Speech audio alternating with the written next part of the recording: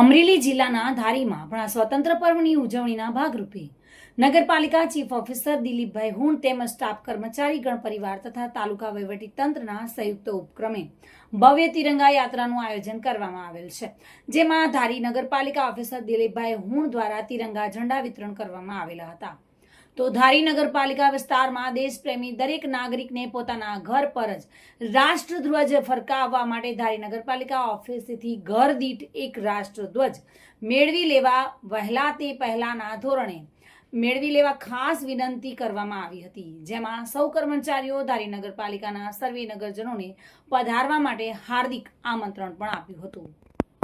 હું ધારી નગરપાલિકા chief officer DN Hun ધારી નગરપાલિકાના સર્વે રહેવાસીઓને જણાવું છું કે ઘર તિરંગા યાત્રા આજે 4 વાગે નીકળવાની છે અને તિરંગાનું સન્માન થાય અને આપણો રાષ્ટ્રીય પર્વ 15 ઓગસ્ટને ઉજવવામાં આવે છે।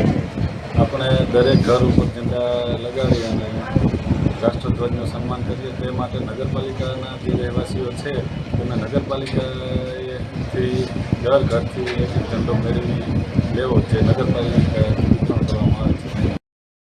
સંજય વાળા સાથે bureau report, today Gujarati news.